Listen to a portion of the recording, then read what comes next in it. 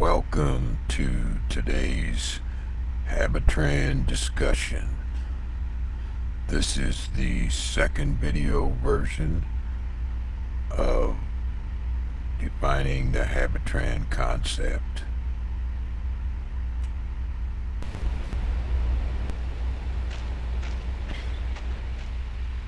I am your host, Leric, the Avatar, coming to you from the beautiful there.com, which is a virtual world online in which you can visit anytime and join up if you want to.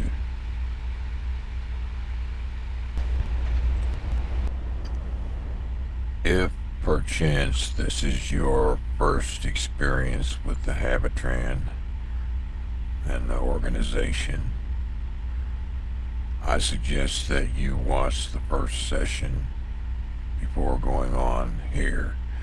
Check out the links below the screen.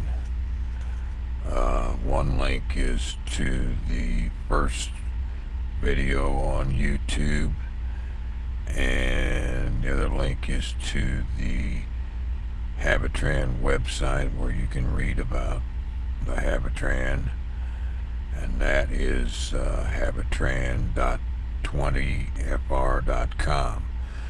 You can also email the Habitran organization at habitran06@yahoo.com. We'd be glad to hear from you. That first session is mostly about there.com and a general introduction to the Habitran concept, which you really need to see first.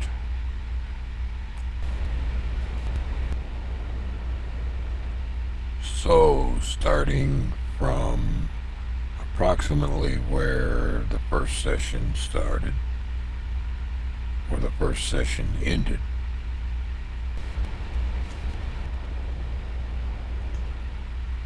so starting from where the first session ended, approximately right here, I introduced this simple version of a Habitran to facilitate the visualization of the concept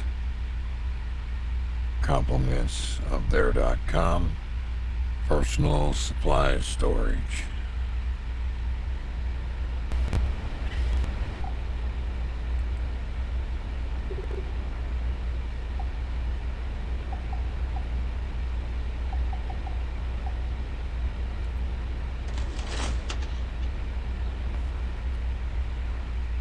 So there we go, a bubble around me, which goes wherever I go.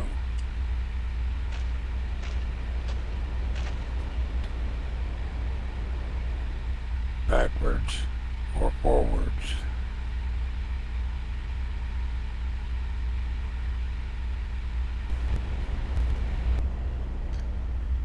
As you can see, the sphere follows me wherever I go. It doesn't really do anything in this electronic world. It's mainly a visual thing for dancing in or just walking around, but it is useful to help visualize a concept, and that concept is the development of a mobile and amphibious personal life support system / survival system designed as a plan B in the event of major catastrophic conditions, and which is projected to be a vision for a privately organized social security system.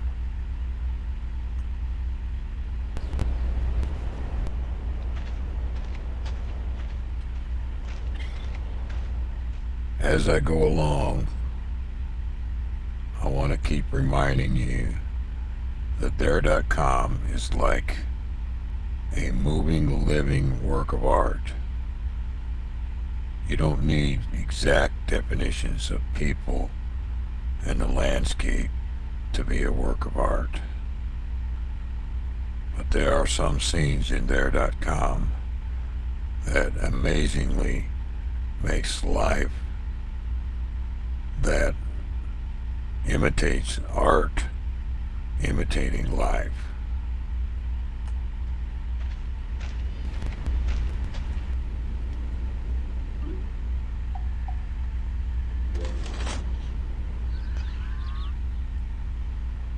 Also remember that this is not about religion or politics or race or any of those other disgusting things. The Habitran is about common sense engineering and designing advanced personal survival systems. Now, take a look at another video game called Fate.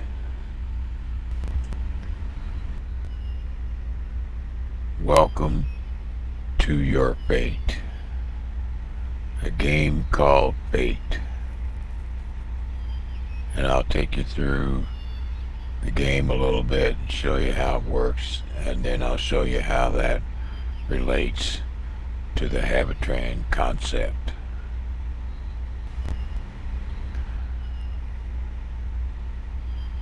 So I'm going to continue the game. I got two games here. I'll take this guy and we'll continue playing. So here we are at the town of Grove.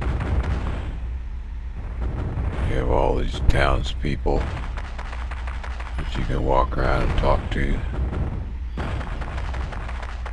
and they'll give you quests, whatever,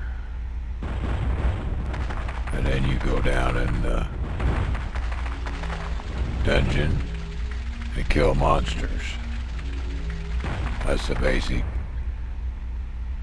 way it works.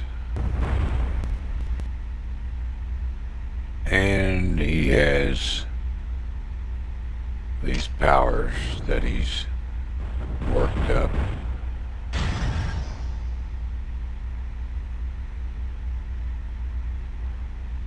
This is the electrical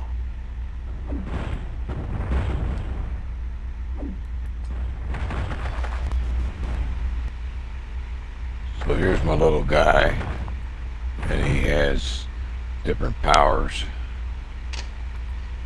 And here's like an electrical charge.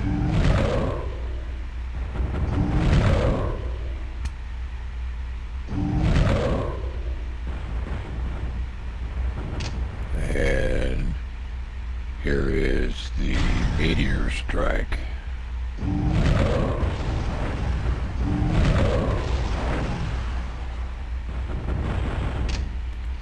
And this one, you can make your enemy feeble. You can throw a cobweb over him. You can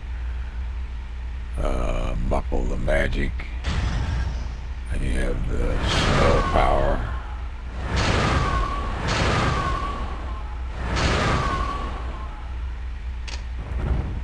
And then you can blast everything away from you. It doesn't affect your pet, just the enemy. Now, here's how it relates to the Habitran. He has what's called the reflection. It reflects a hit back to the enemy.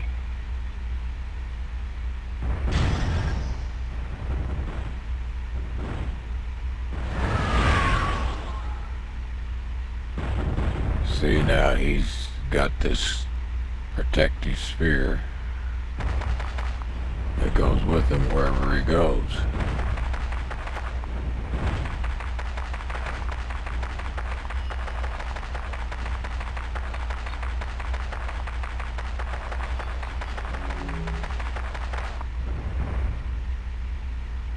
And that'll last for however much power he's got.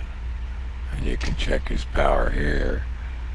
Attack magic 83, so he can last about 2 minutes. But the point is, this is the same concept of the Habitran, creating a sphere around a person that has different functions to protect that person and give him other powers. The question is, can we build something like this? And the answer is, if you can visualize it, you can probably build it. And the objective is to visualize the concept.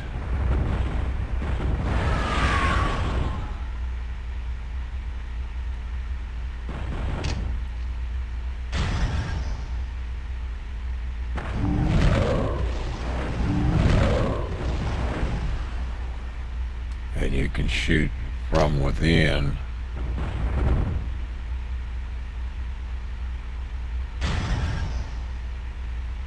And protection is still there.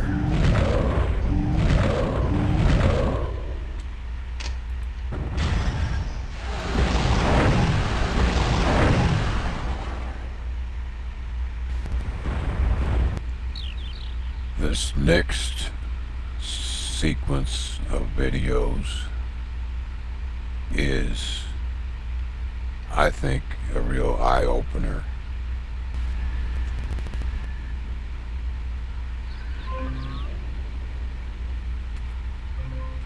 What? Did I do something?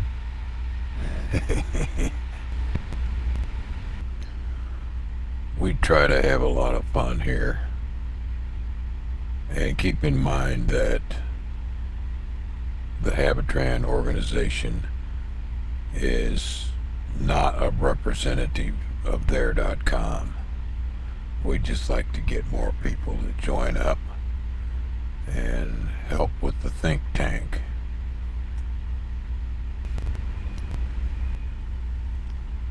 For these next few clips, it would be a good idea to watch that whole thing in its entirety, which I have provided a link to on this page. And here's the ascended Jesus standing on a stairway, just like Gilgamesh, standing in a gateway, just like Gilgamesh, but instead of two janitors on either side of the gate holding up a ringing portal, we have two angels. This is exactly the same scene that we saw in the cylinder seal from ancient Iraq. This, to me, talks about the power of this image and the power of this archetypal story of humans transforming themselves preparatory to entering that gate filled with light. And the recognition that all of us have this divine being within us. Objective, that's what is the ultimate quest of ancient Egyptian civilization, and also, I believe, the reason why the Anunnaki came to Earth many thousands of years ago. Like the Anunnaki, the ancient Egyptians believed that we have a soul, and that our soul can ascend into the heavens. The Egyptians said that we come to reside in the heavens as a star or a star being. And if the human soul passed all the tests that it would encounter in what's called the Duat or the netherworld, then it would become one with Osiris, the Lord of the Duat, and would live forever in the night sky as a bright star. What we're looking at here on the left is a scene from one of the shrines of Tutankhamun, which is one of the greatest alchemical books ever written. And it describes Tutankhamun's metamorphosis or transformation from an earth being into a star being. The ancient Egyptians left us all kinds of keys and codes about human transformation or metamorphosis. And on the right, we see Padmasambhava, the Guru Rinpoche, as he's also called, from the Tibetan tradition. He is portrayed in what is called the rainbow body of light. He's actually sitting on a lotus throne in this rainbow body. In the Tibetan tradition, which comes from the stars, by the way, it's not an earthly teaching. Padmasambhava taught that the human body was designed to be dissolved into a body of light.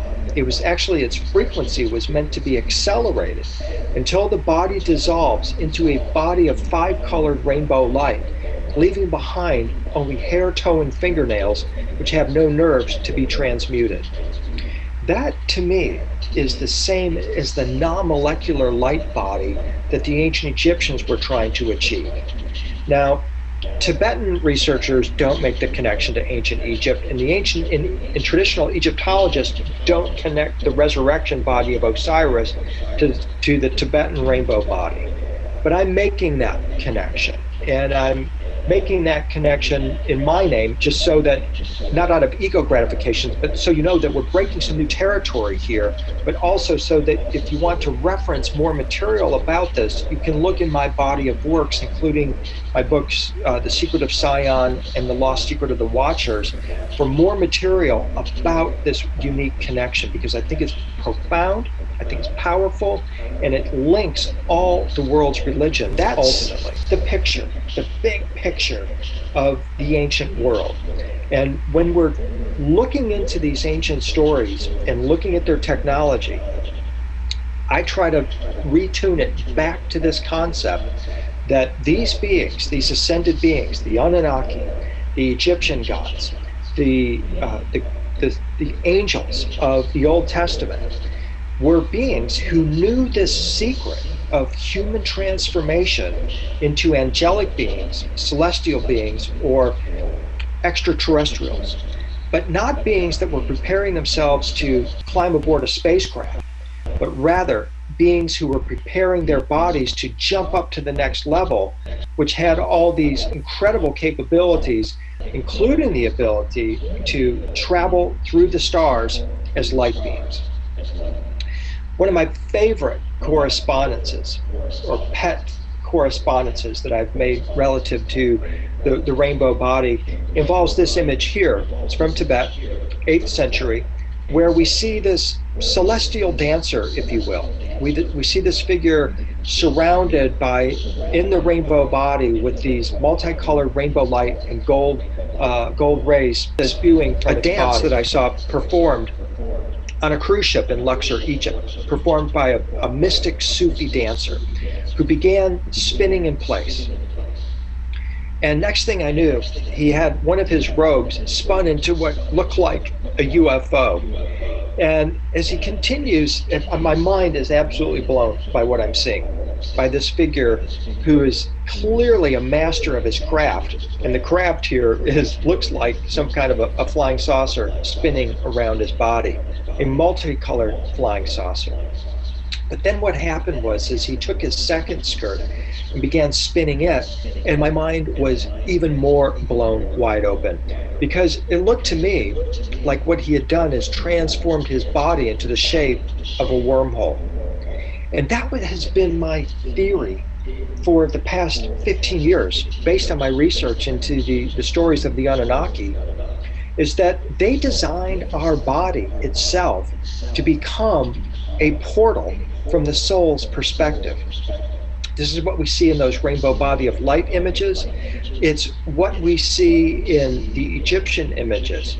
It's about the human body activating its latent capabilities and turning itself into a glorious rainbow body of light that in fact is able to, if not itself become a wormhole, to in fact open our body for that spiritual purpose. Now, I realize I've taken you down a bit of a yellow brick road here, and that Oz might seem a little bit in the distance here. And I realize that getting a concept of a morphing body, of our transformation into a being that's capable of phasing into a light being and back into flesh if we so desire, which is what the rainbow body beings are able to do, is perhaps hard to grasp. But I'm going to show you here in this example from The Wizard of Oz that it's been implanted in our consciousness. And this is in fact what the Good Witch Glinda does in The Wizard of Oz. So let's watch a couple of this brief sequence here of these images here, screenshots from the movie when Dorothy first appears in Oz and Glinda first appears to her. She appears as an orb of light. And as she gets closer, what we start to see is that orb of light changed colors. And inside the orb, we start to detect a human form. We see Glinda manifesting out of this bubble of light. This is exactly what the Tibetans say we can do with the rainbow body, and what I would suggest the Anunnaki also had the capability of doing was morphing out of their light body form, or phasing out of their light body form into a flesh and blood form, and then back into their light body form. And what's kind of funny here is that Glinda even wears the crown. She also holds the staff, the star staff that's capable of opening holes in heaven, and she wears a glittering robe of light. Here we're looking at a Ptolemaic king, a human being who has portrayed himself as an ascended celestial being who is now riding upon that ship of eternity as an ascended being. One of the things that I'm noted for is making the connection between the way the ancient Egyptians portrayed the ship of eternity and how precisely it matches the way modern science portrays a wormhole. And again, this was actually one of the starting points, as well as my studies in the Anunnaki, to recognize that these beings are actually Stargate travelers. That's what this imagery is showing us, that when the resurrected Pharaoh travels to Orion, as we're told he does in the Egyptian resurrection text, he's traveling the stars on the ship of eternity, which is what we call a wormhole. The Egyptians called it the Ark of the Millions of Years, or the ship of eternity, but it's clearly a wormhole that we're describing here, and is the method of transport through the cosmos. And the thing is that the ancient Egyptians were very clear that this flesh and blood body was not going to be able to travel that wormhole. A transformation of our body into a non-molecular light body was required in order for that to bring this holy teaching to Earth. So here again, we're looking in detail at Padmasambhava with the crown, the stick, the Vajra, the lotus throne, and the golden rays. Going forward, we see this identical imagery in the Jewish mystical tradition, where now we see Elijah in 800 BC ascending into the heavens in a whirlwind. He did this at a place called Gilgal, while 50 sons of Anak, or Anunnaki, witnessed this ceremony. And as Elijah is ascending on the whirlwind, he turns to his priest Elisha and transmits to him his holy garment, which is called his pala, or miracle garment. This is exactly the same as the crossed garment of ancient Egypt. It's exactly the same as the garment of Ptah. It's the same as the miracle garment of Ishtar. It's this transmittable garment that has been passed along throughout time.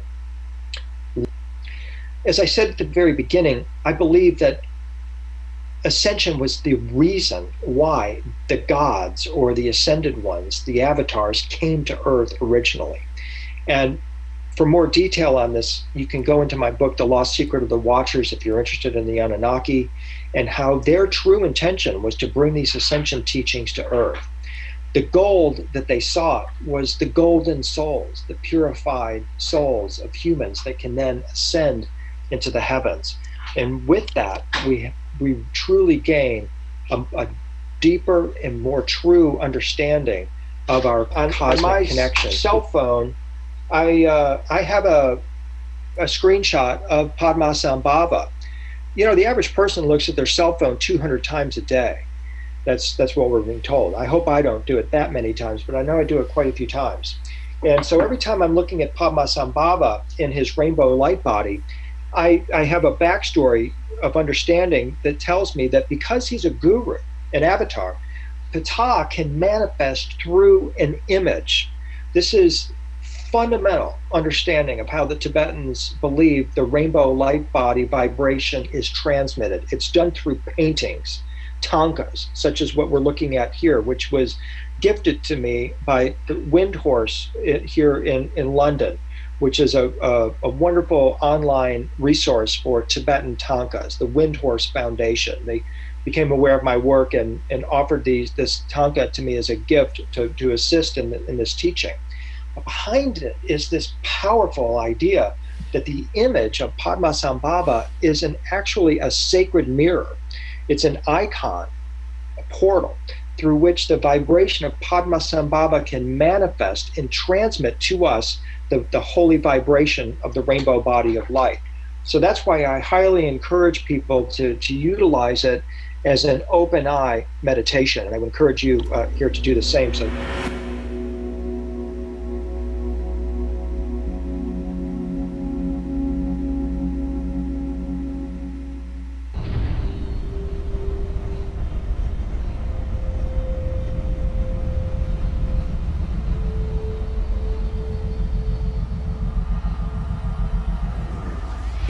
And he sits on a lotus throne. Now, mark that symbolism in your mind, because we're going to see it again momentarily. But let's look at this example in a little bit more detail here. You can see that more clearly now that Dorji, or thunderbolt, which is the adamantine thunderbolt and represents, as I said, compassionate or skillful means that destroy ignorance. It means that he holds the key of life and the ultimate ability of ascension. We more clearly can see that his robe is made of gold, radiating rainbow rays of light, and he holds the resurrection stick that opens the gates of heaven. Well, that's about it for now.